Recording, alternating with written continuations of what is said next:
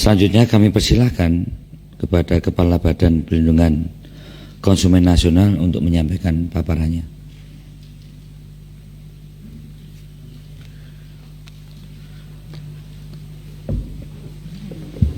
Baik, terima kasih pimpinan.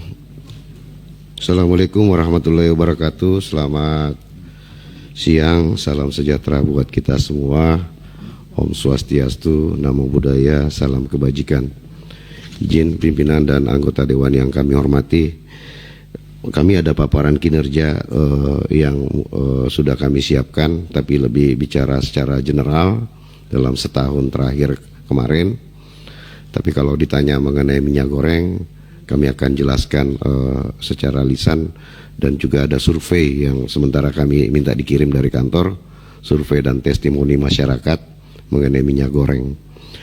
Memang dinamika minyak goreng ini cukup unik dan menggelikan buat kami, karena CPO ini Indonesia produsen terbesar.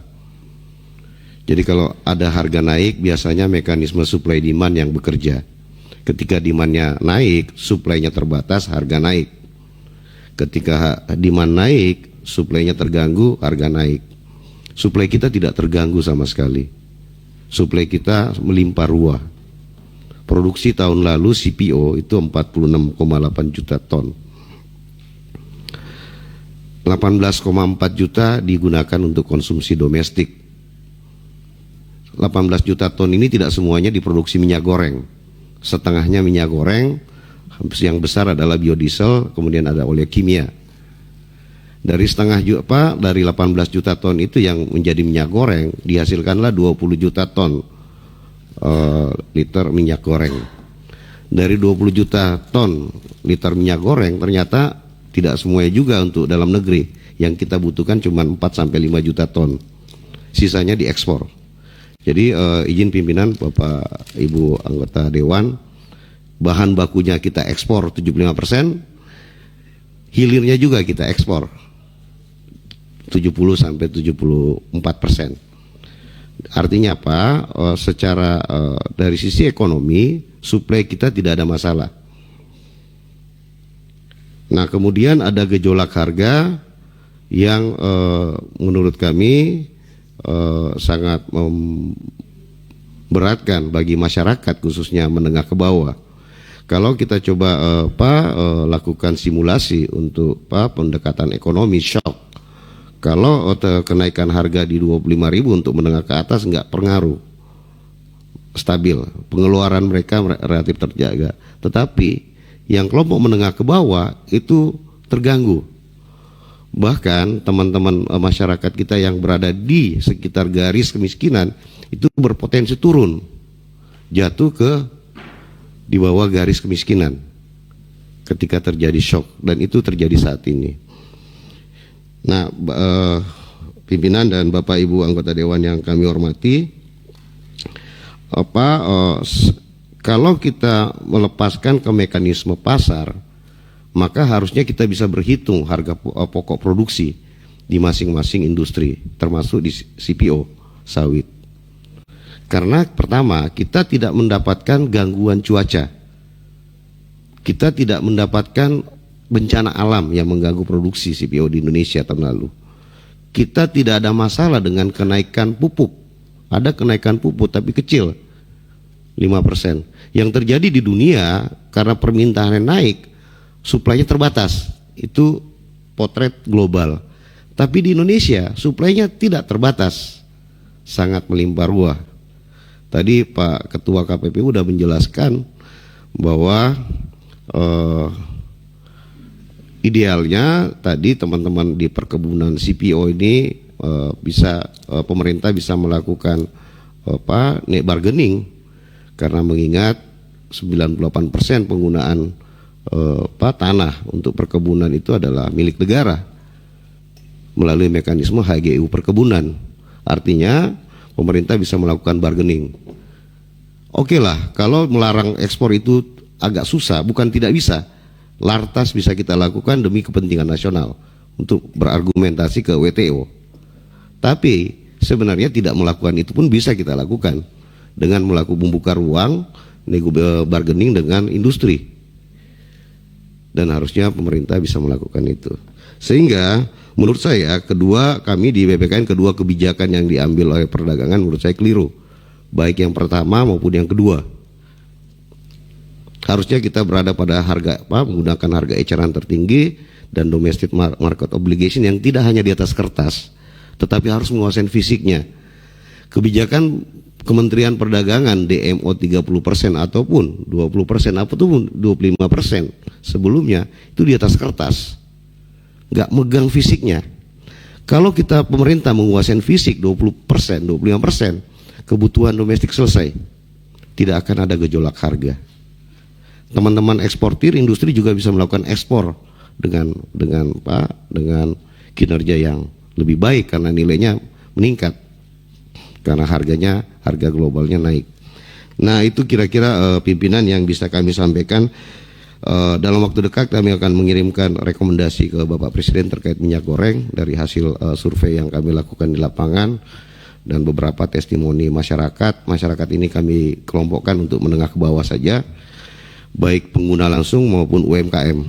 Itu akan kami kirimkan kepada Bapak Presiden dan tentu selama ini kami selalu menembuskan ke Komisi 6 DPR. Mungkin ada videonya, Indra. Bisa izin menayangkan sedikit, pimpinan?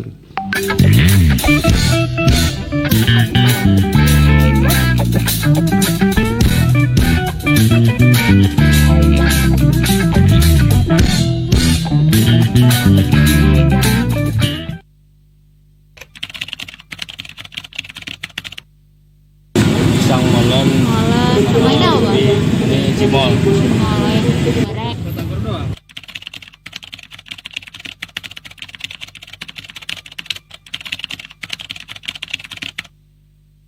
Kalau di sini. Apa di sini?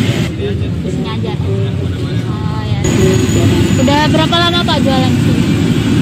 Kayaknya 4 tahun nih. 3-4 tahun. Di sini mah 4 tahun. 4 tahun juga sama kayak 5 tahunan.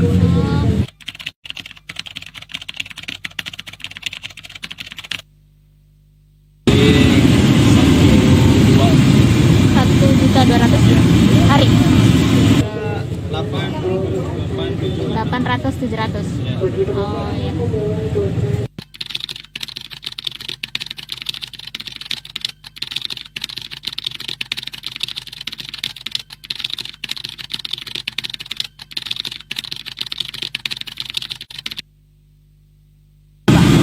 Per hari.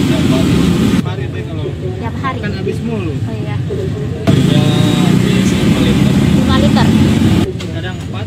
4 liter. Oh, oke. Bapak biasanya beli minyak yang kemasan, curah atau yang apa, Pak? Kemasan. Bapak belinya minyak yang apa? Curah, kemasan atau 5 liter. Terus belinya di mana, Pak, biasanya? Pasar Di pasar. Harganya berapa, Pak? Terakhir Bapak beli? liter 23.000. Belinya di pasar. di pasar. Harganya berapa, Pak, terakhir beli? 24.000. Ini pasca kebijakan Kemendak terakhir, harusnya tadi beliau sampaikan 14.000. Oh iya. Mahal banget. Ini masih ditemui 23.000, 24.000.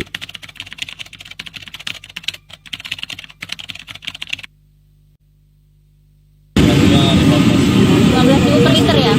Per liter. 15.000. Per liter ya, Pak ya? Kalau ya kayak kemarin murah dulu 14 itu boleh lah. 14.000 ya, 14.000 per liter ya.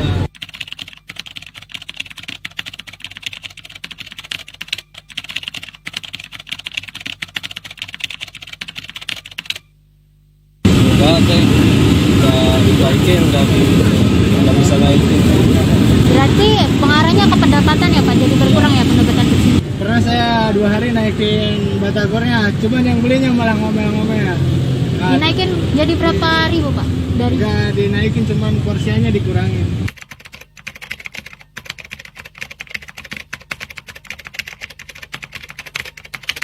Salahnya sih cepet turunin aja harga minyaknya teh. Tuh gimana ya, kalau saran no pemerintah juga tahu kan harusnya turun malah naik lagi. Oh gitu, oke.